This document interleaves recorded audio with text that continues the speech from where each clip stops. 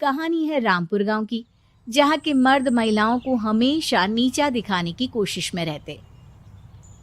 अरे अभी तक खाना नहीं आया, क्या मुझे एक और शादी करने की जरूरत है? नहीं जी नहीं, ऐसा मत करना, वरना मैं कहाँ जाऊंगी। खाना लेकर मैं अभी आई जी। गांव की पंचायत में भी फैसले हमेशा औरतों के खिलाफ ही रहते। मैं जो फैसला सुनाता हूँ वो भगवान की आज्ञा होती है। इस लड़के ने अपने मन से शादी करके अच्छा नहीं किया। लड़के को घर भेज दो और इसकी शादी इसकी जाति की किसी लड़के से करवा दो, लेकिन ये लड़की, इसे तो गांव के बाहर निकाल दो। नहीं नहीं जमींदार साहब, ये क्या बोल रहे हैं? ऐसा नहीं हो सकता। मेरी बेटी मासूम है, इसे अच्छे बुरे की समझ नहीं है। अरे कहाँ जाएगी ये बेचारी? कहाँ जाएगी? इतनी चिंता है तो पूरे परिवार का गांव निकाला कर देते हैं। बेचारे पूरे बसे बसाए परिवार को गांव छोड़ना पड़ता है। चाहे जो हो, अगर बेटियों को कंट्रोल नहीं कर सकते तो गांव में रहने का कोई मतलब नहीं है। यहाँ औरतों को दब कर रहना होगा। कोई भी अपने हिसाब से कुछ नहीं कर सकता, सब ईश्वर की मर्जी से ही होगा। तभी गांव का एक आदमी दौड़ा दौड़ा आता है। सरपंच साहब, जमींदार साहब, वो कालिया है ना, उसकी बेटी पढ़ने के लिए शहर जा रही है। अच्छा, ये कब हो गया? और कालिया की हिम्मत कैसे हो गई ऐसा करने की? लेकर आओ उसे और उसकी बेटी को। बस फिर क्या था, हाजिर हो जाते हैं कालिया और उसकी बेटी सरपंच के सामने। अरे कालिया, ये क्या सुनने में आ रहा है? बेटी को इंजीनियर बना रहा है तू? और ये बता, गांव में तो स्कूल नहीं है, फिर कहां से इतनी क्लास पास कर गई तेरी बेटी? राधा, जो कि कालिया की बेटी है, उसे लगता है कि सरपंच उसकी तारीफ कर रहे हैं। सरपंच जी, मैंने ऑनलाइन पढ़ाई की है, डिस्टेंस लर्निंग से। सभी में मैंने अच्छे नंबर पाए हैं, जिसे देखते हुए शहर की इंजीनियरिंग कॉलेज में मुझे स्कॉलरशिप मिली है। वाह जी वाह, क्या होती है ये? पहले तो ये बताओ, फिर आगे की बात करते हैं। पूरा गांव राधा की बात सुन रहा था और राधा बोलती जा रही थी। तो ऐसे मैं फ्री में एक अच्छी शिक्षा लेकर गांव में जो कुछ परेशानियां हैं, जैसे बिजली, पानी और इंटरनेट जैसी समस्याओं के लिए काम करूंगी। मैं गांव को शहर से जोड़ने के लिए पुल का निर्माण करवाने का प्रस्ताव रखूंगी। मुझे पूरी उम्मीद है कि जल्द ही हमारा गांव भी तरक्की की राह पर चल पड़ेगा। राधा की बात सुनकर सारे गांव वाले ताली बजाने लगते हैं। सरपंच को समझ नहीं आता कि वो क्या करे। चुप रह नादान लड़की, गांव के खिलाफ जाने के लिए तुझे गांव से बेदखल कर दिया जाएगा, वो भी पूरे परिवार के साथ। और हाँ, अगर ठीक से गांव में रहना चाहती है तो ये पढ़ाई लिखाई छोड़ दे। हम तेरे लिए गांव का कोई होनहार लड़का देखेंगे। तभी गांव का एक आदमी बोल पड़ता है। अरे नहीं नहीं सरपंच जी, राधा बिटिया जो बता रही है, अगर वैसा हो जाए तो हम लोगों को पैसा कमाने के लिए बाहर नहीं जाना पड़ेगा। हाँ जी, और ना ही कोसों दूर पानी के लिए भटकना पड़ेगा।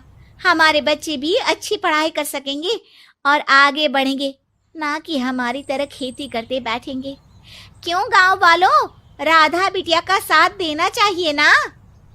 सरपंच देखता है कि गांव राधा के साथ है तो वो चुप हो जाता है। वो घर आकर अपने सलाहकार से बात करता है, जो बहुत ही चालाक किस्म का इंसान होता है। अरे सरपंच साहब, आपको बहुत ही होशियारी से काम लेना पड़ेगा। एक बार गांव तरक्की कर गया, यहाँ के बालक पढ़ लिए तो कोई ना पूछेगा आपको। और फिर ये जो बेटा और बेटी है ना आपके, इनको भी आम लोगों की तरह ही जीवन जीना होगा।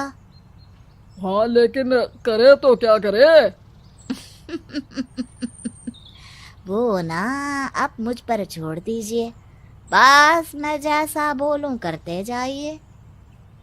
अगले रोज सुबह जब गांव वाले सोकर उठते हैं तो राधा के घर के बाहर और साथ ही वो लोग जिन्होंने राधा का सपोर्ट किया था, उनके घर के आगे लाल रंग से कल आऊंगी लिखा होता है।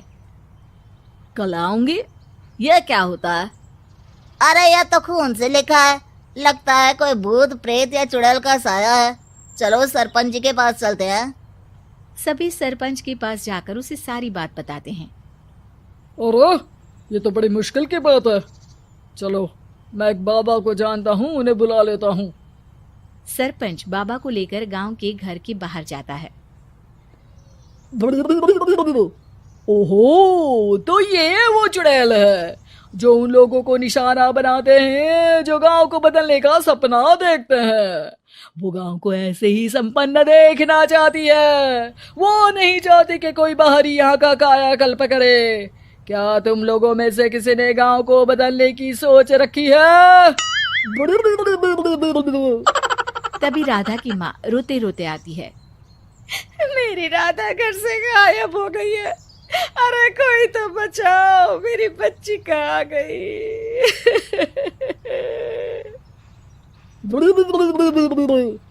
ले गई वो चुड़ैल, तेरी बच्ची को ले गई। अब वो उसे श्रापित करके छोड़ेगी, उस पर चुड़ैल का साया हो जाएगा। तभी बुरी सी हालत में राधा भी वहां आ जाती है। उसके बाल चुड़ैल की तरह फैले होते हैं और कपड़ों में खून लगा होता है। सभी राधा को देखकर डर जाते हैं। माँ, पता नहीं मुझे कौन उठा कर ले गया था। अरे दूर दूर हो जा चुड़ैल, अब हम लोग इस गांव में नहीं रुकेंगे। अरे कैसे बातें कर रहे हैं आप? कल तो आप मेरे भरोसे गांव का हुलिया बदलने, अपने बच्चों को पढ़ाने और तरक्की उन्नति की बात कर रहे थे, तो आज क्या हो गया आपको? ये फिर तुम लोगों को बहकाएगी। ये चुड़ैल गांव में आ चुकी है, ऐसे ही ये तुम्हारे घर के बच्चों को भी ले जाएगी। गांव वाले राधा को गांव से बाहर निकाल देते हैं। उसके माँ बाप रोते रहते हैं, लेकिन गांव वाले नहीं मानते। मैं भी अपनी बहन के साथ गांव के बाहर रहूंगा, लेकिन वो पढ़ाई नहीं छोड़ेगी। वहीं सरपंच के घर पर सलाहकार कहता है। देखा, सांप भी मर गया और लाठी भी नहीं टूटी। लेकिन अगले ही दिन सरपंच के घर के बाहर भी वही शब्द लिखे होते हैं। और फिर सरपंच की बीवी कहती है, हमारी बेटी को किसी ने अगवा कर लिया है। तभी राधा का भाई वहां आ जाता है। अरे गांव वालों, मैंने सरपंच जी की बेटी को देखा था। वो चुड़ैल उसे उठाकर ले जा रही थी। अरे क्या मजाक कर रहे हो? नहीं नहीं सरपंच जी, आप नहीं जानते। वो चुड़ैल अब आपकी बेटी में आ जाएगी, जैसे राधा के अंदर आ गई थी। तभी सरपंच की बेटी वैसी ही हालत में वहां आती है जैसे राधा आई थी। पापा, पता नहीं कैसे मैं गायब हो गई थी। चुड़ैल, इसके अंदर भी चुड़ैल का साया है, मारो इसे।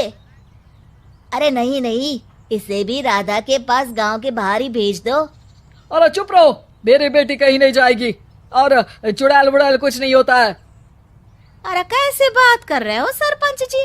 आप तो बोल रहे थे कि आपका फैसला भगवान का ज्ञान होता है, तो अपने पर बात आई तो अब आप ऐसे बोल रहे हैं।